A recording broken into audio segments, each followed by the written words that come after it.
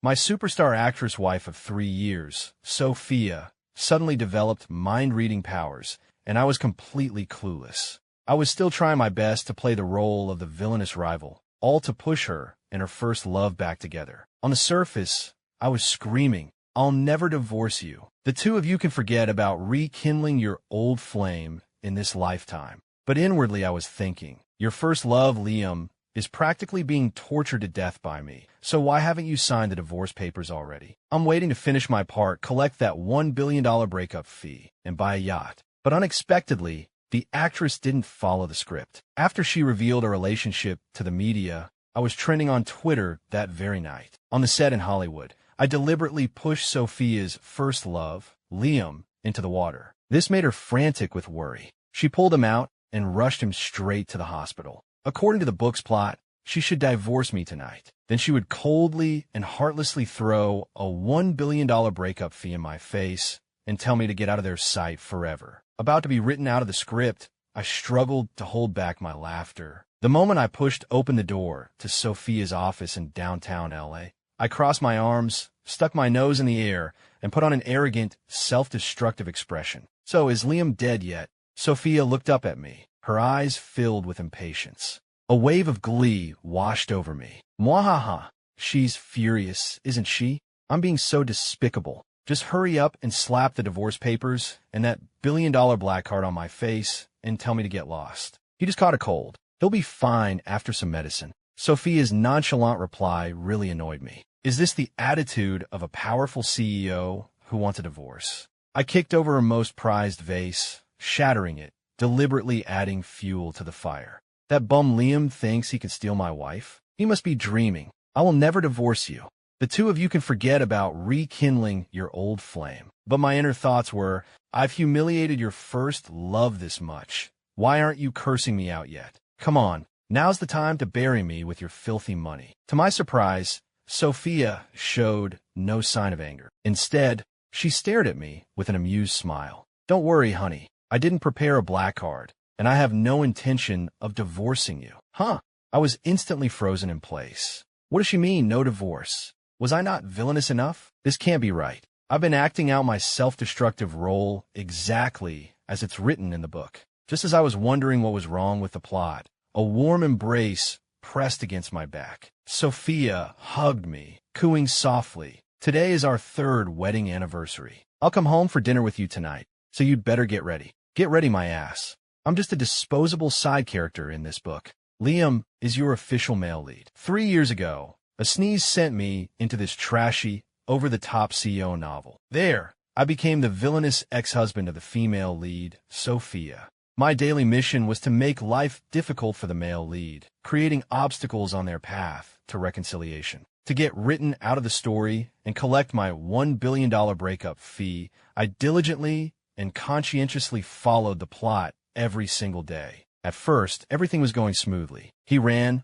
she chased, and they were both trapped in this drama. But everything started to get weird 6 months ago, after Sophia was in a car accident. Sophia tore up all her photos with her first love and became incredibly cold towards Liam, who had just returned to the country. I started to wonder if my portrayal of the villain was too fake. But if the male lead wasn't pitiful enough, he couldn't win back Sophia's heart. So whenever a scene involved targeting Liam, I put in extra effort, trying to make it as real as possible. As a result, Liam suffered miserably in my hands, yet Sophia remained unmoved. I racked my brains, but couldn't figure out what had gone wrong. "Honey, you've been hiding in the bathroom for an hour. If you don't come out, I'm coming in," Sophia's cheerful voice called. Huddled in the bathtub, my hair stood on end. Weren't you supposed to stay faithful to Liam? What's with this candlelight dinner, black lingerie, and the nurse costume? What is she planning? Even though Sophia's body is absolutely stunning and her face is totally my type, this was supposed to be a clean story. No smut allowed. "I'm counting to 3, she said. 1, 2. At the 2.97-second mark, I shakily opened the bathroom door. Sophia pinned me against the white wall, her hand resting naturally on my shoulder. I started cursing a blue streak in my head. Sophia frowned slightly, pressing a finger to my lips. "Noisy. Don't ruin the mood." Just as I was about to push her away, Sophia's phone rang. She ignored it, trying to unbutton my shirt instead. My sharp eyes caught the caller ID, Liam. I immediately switched back into villain mode, pushed Sophia away, and snarled, "Why is Liam calling you so late at night?" Phew. Thank you, male lead, for saving my life. On the other end of the line, Liam coughed lightly, his voice so weak it sounded like it could be blown away by the wind. "Sophia, I'm so lonely here in the hospital. Can you come keep me company? It's not convenient tonight." Sophia's cold attitude made even me frown. How had he made zero progress? "Sophia, I know you hate me," Liam pleaded. "You resent me for leaving you, but you're the only one I can rely on." Sophia looked up at me. I guiltily looked away, pretending I hadn't heard anything. After all, giving the main couple private time was my duty. To my surprise, Sophia just smiled and refused him outright. "My husband will get jealous if I go out this late. If you're really that bored, I can call a few nurses to keep you company." "Jealous, my ass. I'm begging you two to get back together and leave me out of it. I don't get paid overtime for this extra drama."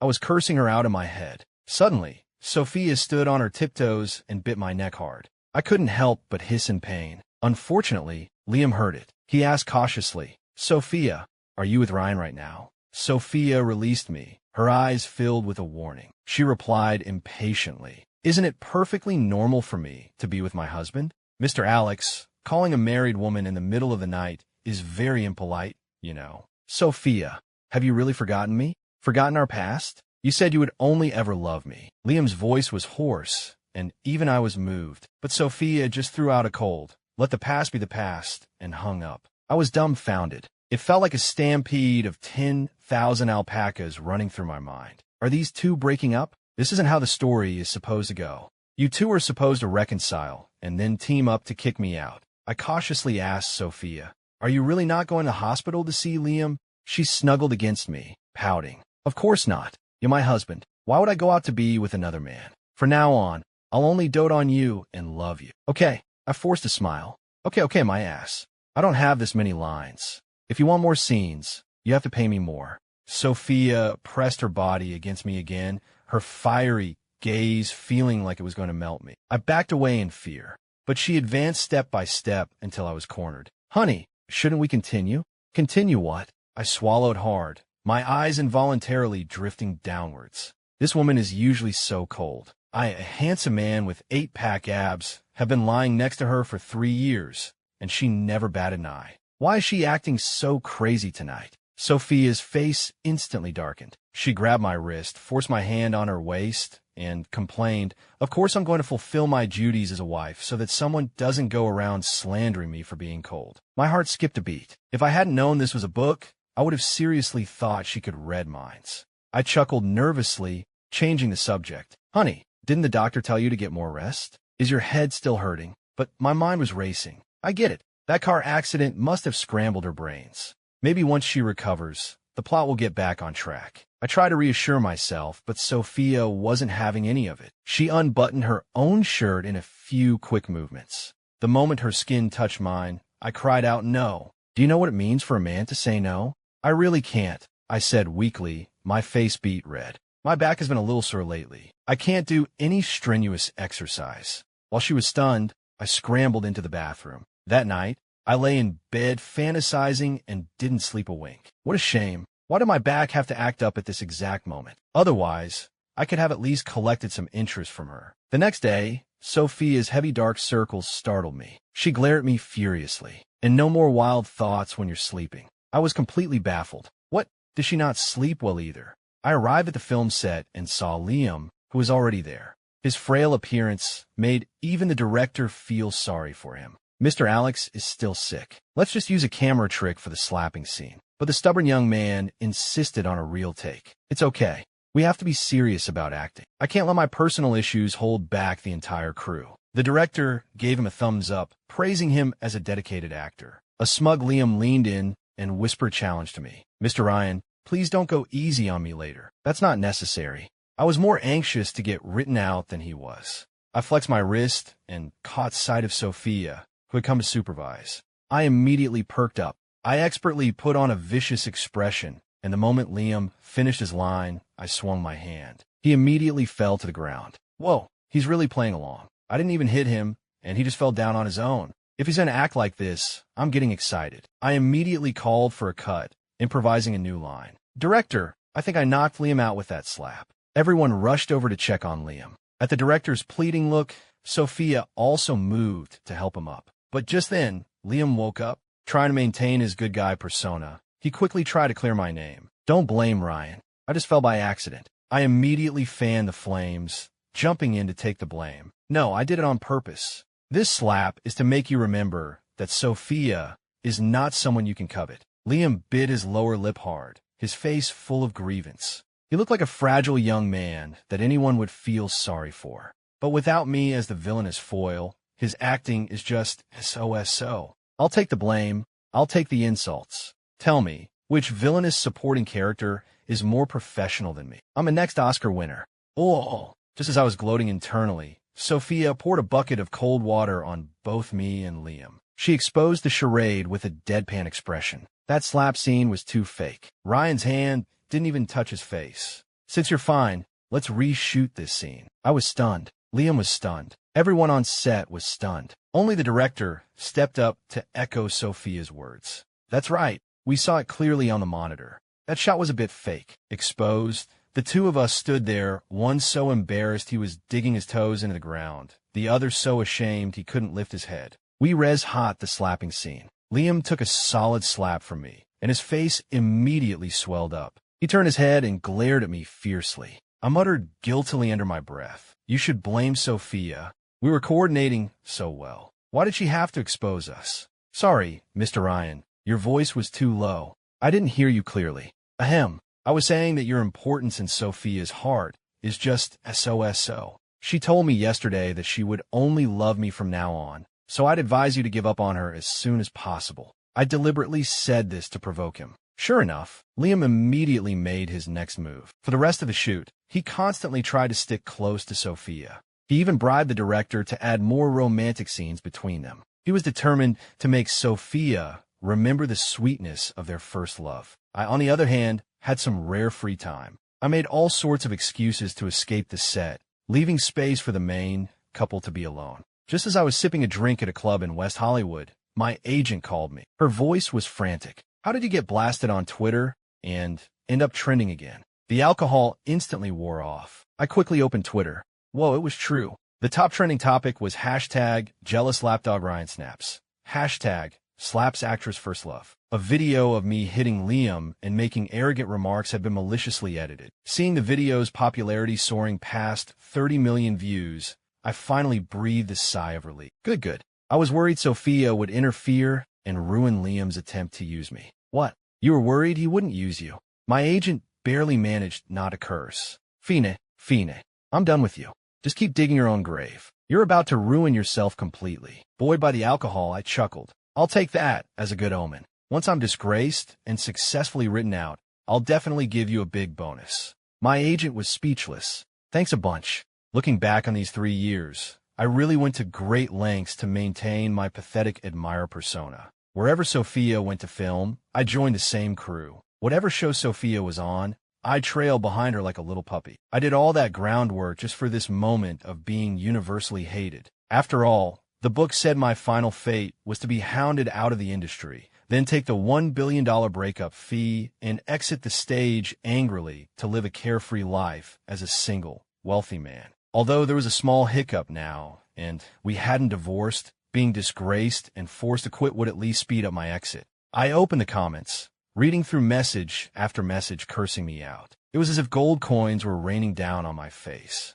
Overjoyed, I put my arm around the girl next to me and made a grand gesture. Stick with me, kid. Once I get my breakup fee, how about I give you $100 million? I partied half the night away. In the end, it was a waiter who called a car to take me home. I didn't expect Sophia to be waiting for me downstairs. She saw me stumble drunkenly out of the taxi. Suppressing her anger, she dragged me into a corner and demanded, "Don't tell me you went drinking to drown your sorrows because of the online hate." I clung tightly to my golden goose, Sophia's leg, and grumbled, "I am drowning my sorrows. But I'm sorrowful because you still haven't divorced me. The yacht, the luxury cars, I got them all picked out.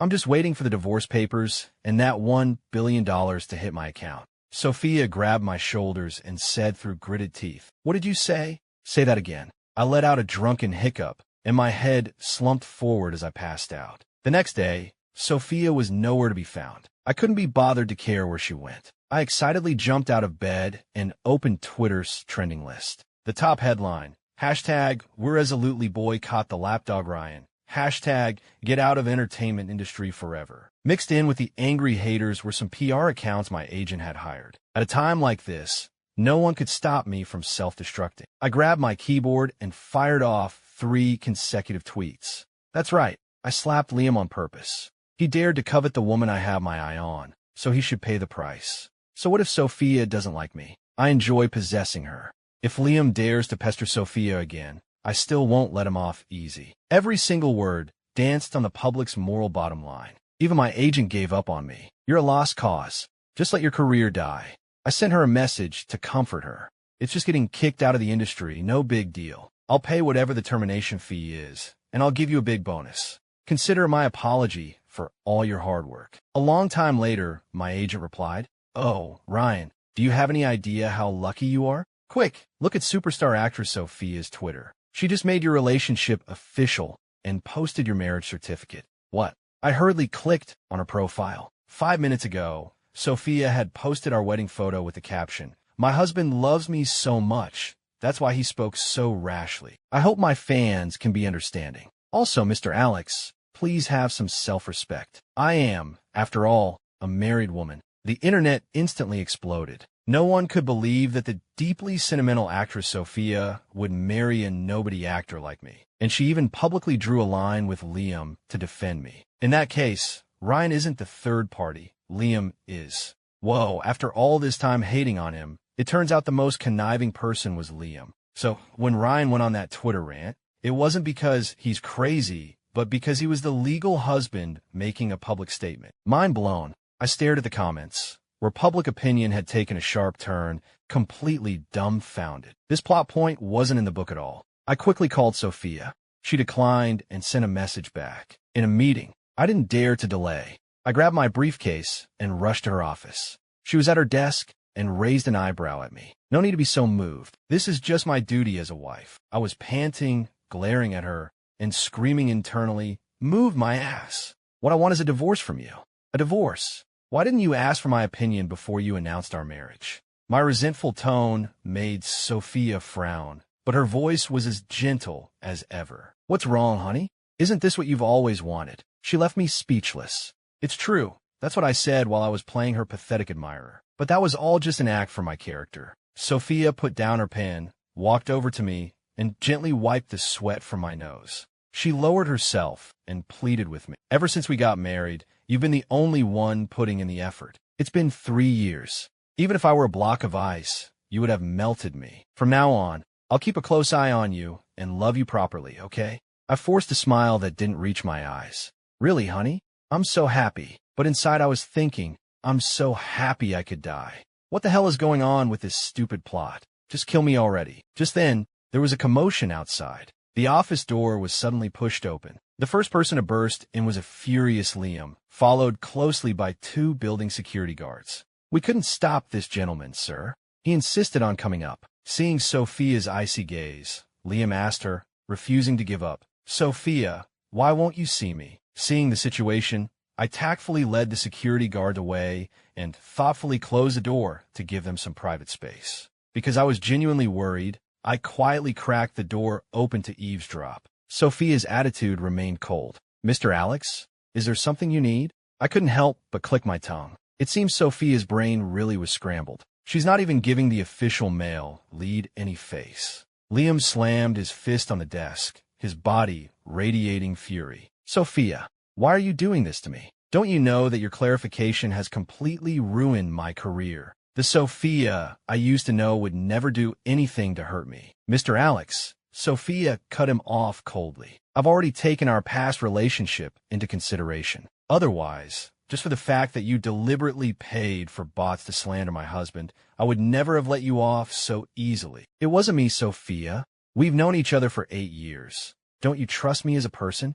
Liam was still putting up a desperate fight. "I know. It must be Ryan trying to drive a wedge between us. Everyone knows he's always been targeting me. Sophia, you can't be fooled by him. Hiding outside, I nervously dug my fingers into the door frame. Logically, the powerful CEO would always believe the male lead. But why was it different with Sophia? I vaguely saw the black card that was supposed to be thrown in my face being tossed in front of Liam instead. She said, "The money in here is enough for you to live out the rest of your life abroad. From now on, never appear in front of me and Ryan again." I was dumbfounded. Is it that the line Sophia was supposed to say to me when we divorced? Why is she using it on Liam? And that billion-dollar black card was supposed to be my payment. Why did she give it to Liam? Sophia, don't say any more. Let's just leave each other with a last shred of dignity. Then Liam was kicked out. I wasn't fast enough to escape, and he caught me red-handed. His eyes, red with rage, stared daggers at me, blaming me for stealing his woman. And I was glaring right back at him, blaming him for stealing my money. "Ryan, you win." In front of me, Liam snapped the black card in half. At that moment, my heart was bleeding. That $1 billion breakup fee was my motivation to keep going. But that money was given to Liam, and he had absolutely no appreciation for someone else's hard work. My hands trembled as I carefully picked up the broken black card from the floor. On the verge of tears,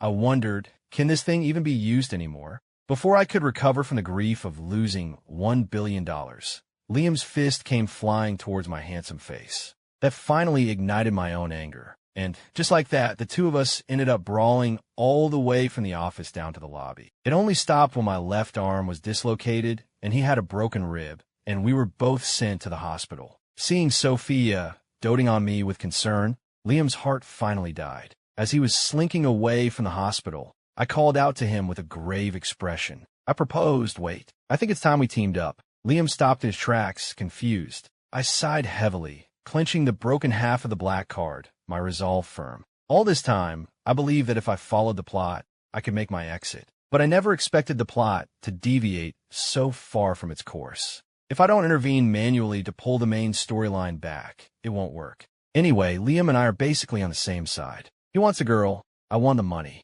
Our goals are clear and aligned. As long as we team up, I'm sure we can successfully reach the grand finale. That night, Sophia received a message that both I and Liam had been kidnapped. The message demanded she bring $1 billion in ransom to save us. That's right, this was the big show that Liam and I had orchestrated. I sat leisurely on a rock by the sea at Malibu, munching on an apple, and glanced at a nervous Liam beside me. "So, did Sophia agree to pay the ransom?" "Yeah, she's already on her way here with the money." Liam still didn't fully trust me. He stared cautiously at my face. "Is this really going to work? Whether it works or not, do you have any other plan to win Sophia's heart back?" My retort left him speechless. I knew Liam didn't necessarily believe me, but I also knew he was at his wit's end with Sophia. He had no choice but to follow my plan as a last-ditch effort. I tossed the apple core away and patted his shoulder reassuringly. "Don't worry, buddy. As long as we stick to the plan, Sophia will come back to you."